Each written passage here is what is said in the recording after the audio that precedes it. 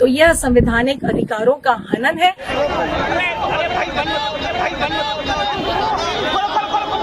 ये महिला जो फूल माला पहनी हुई है, पुलिस उन्हें जबरदस्ती गाड़ी में बैठा रही। अगर आप इस वीडियो को गौर से देखेंगे तो आपको दिखाई देगा कि इस महिला के पैर के कपड़े फटे हुए हैं। इस महिला को जबरन जिस तरह गाड़ी में बिठाया जा रहा है, उसमें आपको एक भी महिला पुलिसकर्मी कहीं भी नजर नहीं आएगी। हिरासत में लेने वाले सभी पुलिसकर्मी पुरुष हैं।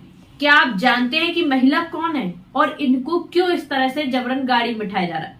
चलिए हम आपको बता देते हैं। ये महिला पूर्व एसडीएम निशा वांगरे है। शायद अब आप लोगों को निशा वांगरे याद आ ही गई होंगी। अब आप सोच रहे होंगे कि आखिर इनको ऐसे क्यों ले जाया जा रहा है। पूरी कहानी देखने के लिए चैनल को सब्सक्राइब कीजिए और वीडियो को अंत तक जरूर देखिए। ये मध्य प्रदेश की वही निशा वांगरे हैं जिन्होंने कुछ महीने पहले अपना डिप्टी कलेक्टर पद से इस्तीफा इसलिए दे दिया था क्योंकि इन्हें छुट्टी नहीं दी जा रही थी। इसके बाद निशा वांगरे काफी दिनों तक सुर्खियों में बनी और इस्तीफा देने के बाद ही कयास लगाए जा रहे थे कि निशा कांग्रेस की टिकट पर चुनाव लड़ सकती हैं। लेकिन अब बड़ा सवाल ये है कि निशा चुनाव लड़ पाएंगी या नहीं, अभी भी इस पर संशय बना हुआ है। निशा ने अपना इस्तीफा तकरीबन 3-4 महीने पहले ही दे दिया था, लेकिन अभी तक उनके इस्तीफे को मंजूरी नहीं मिली। आपको बता दें, निशा लवकुश नगर की एसडीएम थी। मंजूरी न मिलने पर निशा ने 28 सितंबर को बाटेल जिला के आंवला विधानसभा से न्याय न मिलने पर विरोध पैदल यात्रा शुरू की। इस दौरान 9 अक्टूबर भोपाल पुलिस ने उन्हें हिरासत में ले लिया। हिरासत में लिए जाने पर निशा ने विरोध जताया कि इस दौरान उनके कपड़े फट गए। रिपोर्ट्स के मुताबिक निशा आमरण अनशन पर मुख्यमंत्री आवास के बाहर बैठने की तैयारी में थी। मीडिया रिपोर्ट्स की माने तो निशा बतेल जिले की आंवला विधानसभा सीट से चुनाव लड़ना चाहती हैं। उन्होंने 22 जून 2023 को अपने पद से इस्तीफा दे दिया था। लगभग 4 महीने बाद भी निशा का इस्तीफा मंजूर न होने पर राजनीति गर्मा गई है। निशा का आरोप है कि वह अनुसूचित जाति की महिला है, इसीलिए उनको उनके संवैधानिक अधिकारों से दूर किया जा रहा है। निशा ने यह भी आरोप लगाया कि अगर वह बीजेपी के टिकट पर चुनाव लड़ती तो अब तक उनका इस्तीफा 1 दिन में ही मंजूर कर दिया जाता। सरकार का विरोध करते हुए निशा वांगरे ने कहा कि शिवराज सरकार उनके साथ अन्याय कर रही है।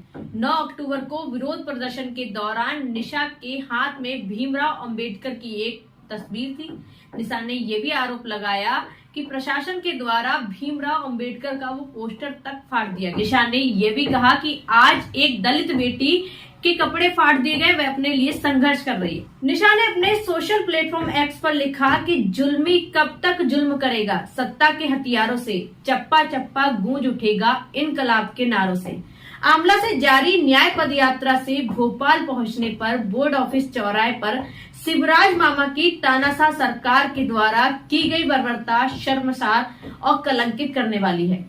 आपको बता दें, निशा वांगरे चुनाव लड़ पाएंगी या नहीं, इस पर अभी भी संशय बना हुआ है और निशा वांगरे का अगर इस्तीफा मंजूर नहीं हुआ तो इसको लेकर अभी भी राजनीति गर्मा सकती है। निशा वांगरे ने जब इस्तीफा दिया था तब भी शिवराज सरकार पर कई आरोप लगाए थे। आइए सुनवाते हैं आपको क्या कहा था। मैं एक अधिकारी होते हुए, एक डिप्टी कलेक्टर होते हुए, अगर मैं अपनी धार्मिक भावनाओं को, अपने मौलिक अधिकारों को, अपने ही घर के उद्घाटन में शामिल होने की अनुमति अगर मुझे नहीं मिल सकती है तो यह संवैधानिक अधिकारों का हनन है। और अगर मैं अपने ही अधिकारों की रक्षा नहीं कर सकती इस पद में रहते हुए तो मैं इस पद में रहना उचित नहीं समझती हूँ।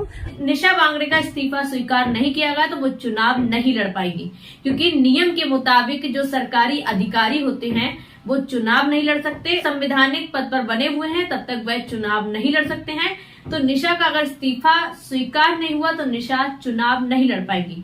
मेरा नाम है स्तुति पाठक और अगर आपको वीडियो अच्छी लगी हो तो मेरे चैनल को जरूर सब्सक्राइब कीजिए और ऐसी ही खबरों को देखने के लिए देखते रहिए स्टार भारत न्यूज।